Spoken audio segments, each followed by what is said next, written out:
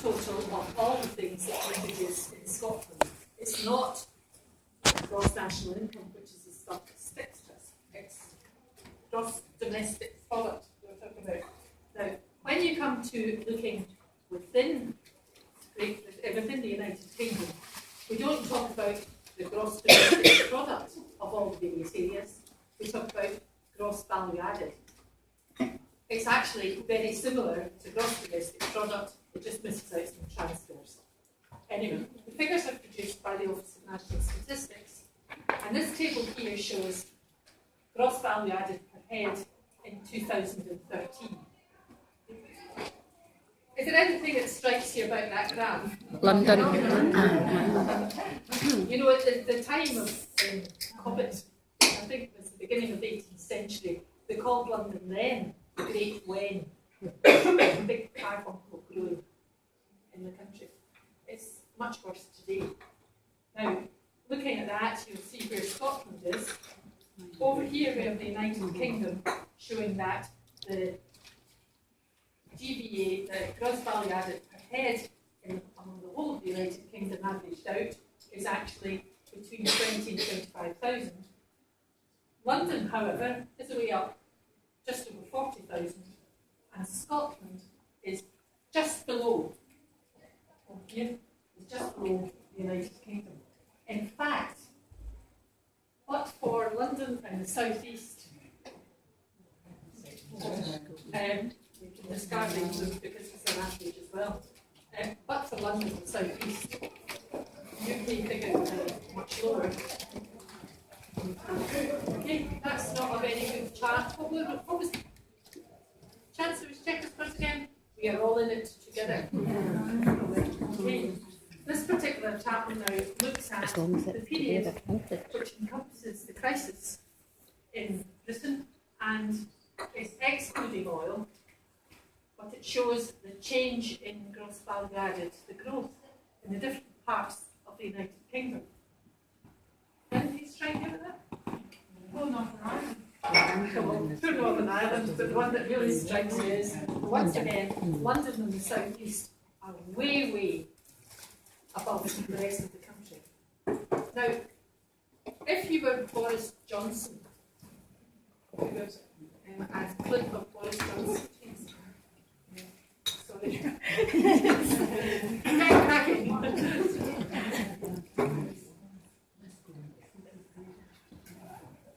excuse me. I think I've seen that.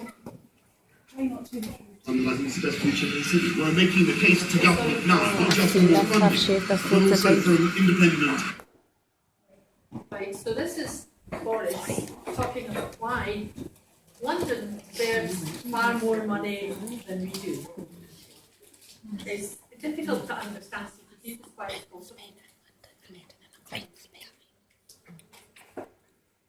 And I think it's the best future for the city. We're making the case to government now, not just for more funding, but also from independent London Funding Commission. Because my argument to the Chancellor, my argument to the Treasury, is that a pound spent in Croydon is far more value to the country from strict utilitarian calculus than a pound spent in Strathclyde. Indeed, you will generate jobs and growth in Strathclyde far more effectively if you invest in Hackney or in Croydon or in other parts of London. I've been saying since before the We're making the referendum. case to government now, not just for more funding. Okay, I think you heard that. So, how much government money spent in Hackney or Croydon would actually be better for the economy as a whole than a pound spent in Strathclyde? Now, he's probably right. If you have a rule book, which is his economics rule book, rather than the ridiculous statements that you came up with early on, where you were interested in equity. Okay, right. All right. So, if we move on here, right? So let's move on now to say. And the reason that Boris said that is because of something called productivity.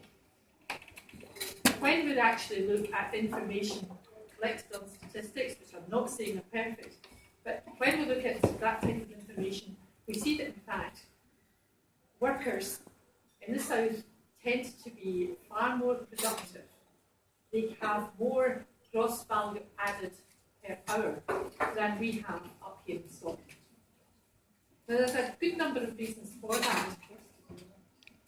For example, if you were sitting down in the 18th century going to knit a woolen jumper, you'd sit there with your needles, as I do sometimes tonight, and work away, and it takes you hours. And it's very different from somebody sitting at a knitting machine. In other words, investment is incredibly important. You've got to have a lot of capital investment, a lot of research and development to improve the speed at which you can do things. But that's not all. You actually need a very good infrastructure as far as road, rail, airports go. And on that issue alone, London gets more spent per head on transport than the sum total of the rest of England. Okay? So it's all these things, all this type of government expenditure that actually helps your productivity. And we get far less, all of the other regions in England and ourselves in Northern Ireland and Wales get far less spent on us on things like transport, which improve your productivity. So it's not surprising then, if you pour in even more money into London, that their productivity will go up, their tax revenues will go up, but it's actually not helping the rest of us.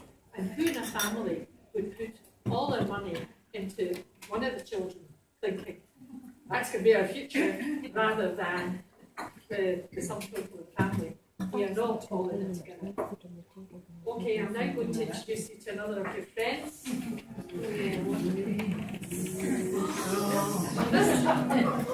This chap who is so interested in women for independence that he is actually now on television encouraging the various policy makers to allow drink at football matches, even though, as we all know, That is a Tory policy in 2013. So, why is he saying I'm not unionist? He's saying I'm not unionist. I'm interested in socialist solidarity. We are all in it together. Okay, well, one of the things that socialism actually brings straight up to mind is employment opportunities. This particular chart here, and I'm afraid to say it is slightly out of date, because I looked at the chart recently and Scotland's position is slightly improved, London's has improved even more. But this shows the change in the number of employees between 2009 and 2013. So I accept it's slightly out of date. And you will see that one particular region in England is rather large, and it's London. And its employees it's doing rather well. So if you've got a son or a daughter, or somebody who's lost their job, a young person that's trying to get into the labour market, you're obviously going to manage fine if you're in London. And in Scotland, over that period, we were actually had a fall in number of employees by 2%. And it wasn't much better for many other areas in England. Pretty awful. So can I ask, what's the difference there? I'm going to go back to this myself. We keep getting told that unemployment levels are dropping. That's right. The number of employees therefore show solid. Is that because more people are out in the job market altogether, and that's the opportunity? Right. Well, the problem is some part of this is in statistics, because the employee numbers also include people on 0-hour contracts and part-time work. And that part-time work can be, a couple of hours in Tesco in the morning, go back home because they don't need you and be in here at 8 o'clock in another 2 hours.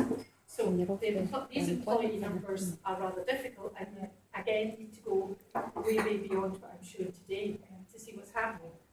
They don't, however, detract from the enormity of what we're seeing the way through. And since these figures, as I said, the number of employees in Scotland has increased, but nothing like the number of it. So I'd have to just shift the whole chart along. And for this morning, I wasn't going to do it. Okay, right. So, what's Jim Murphy talking about when he's saying is socialist solidarity? We do not have socialist solidarity in Britain. Right.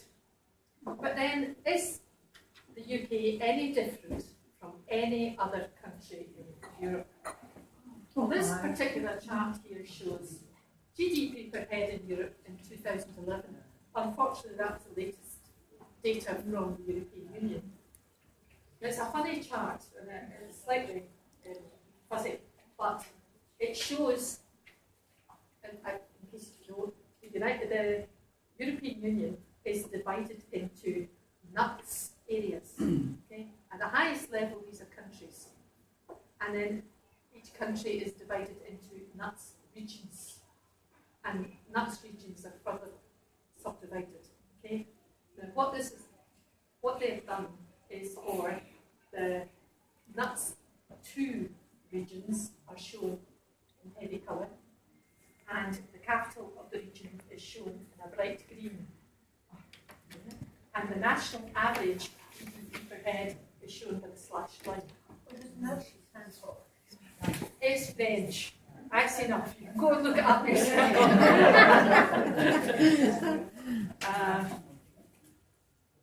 Can you remember it? Somebody remember it?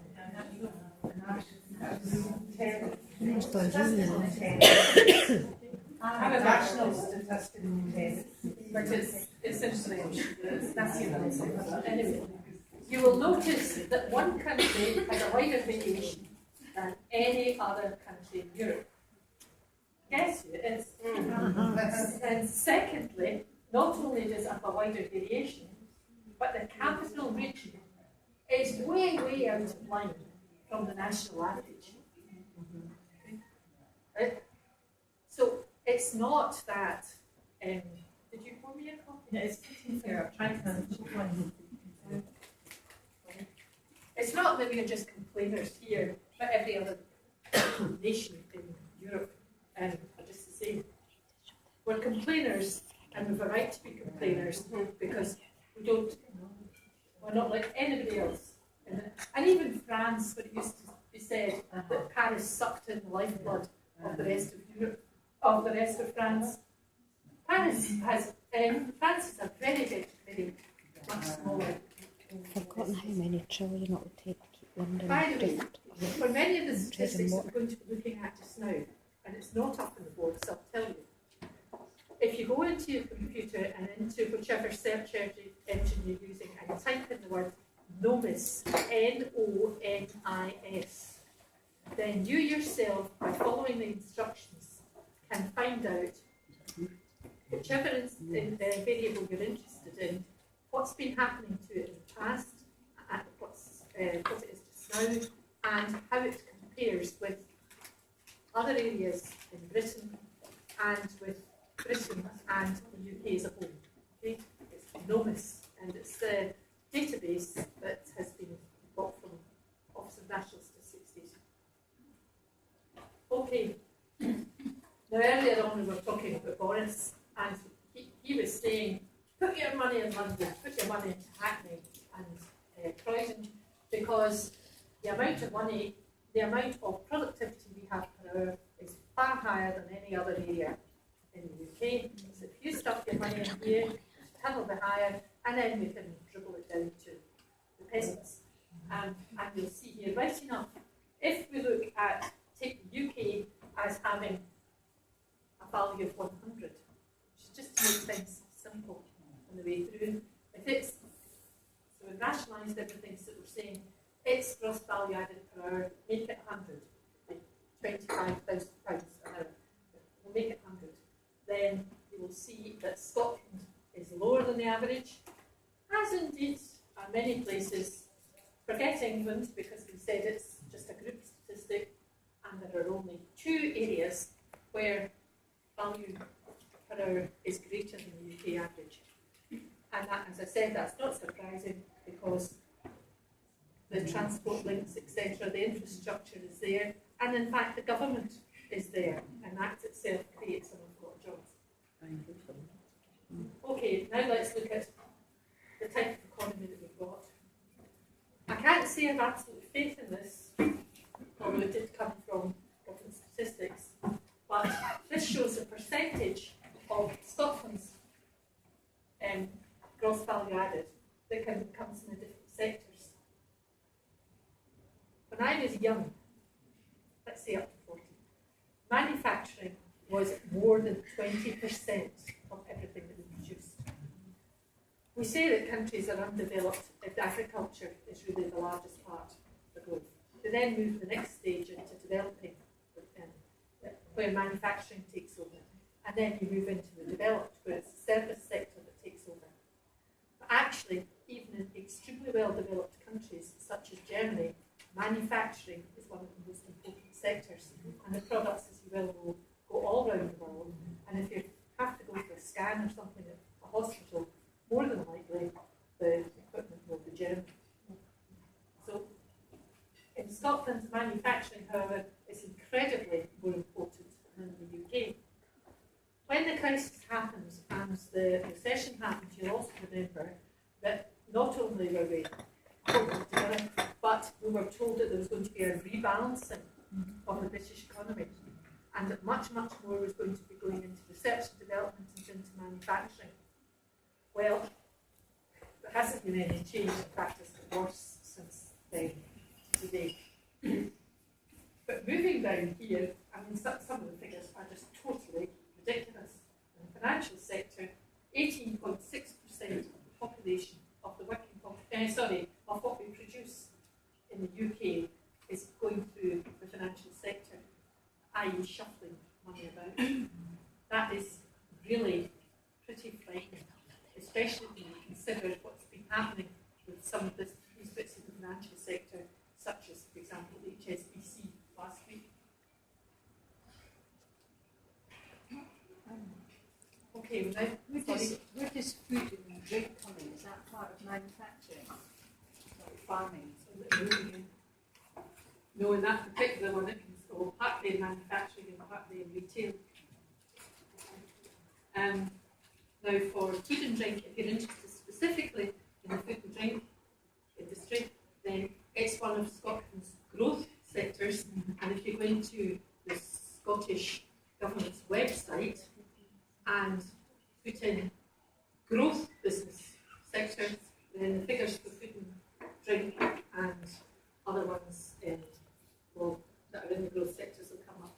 Where does tourism? I'm not a big fan of the industry for people.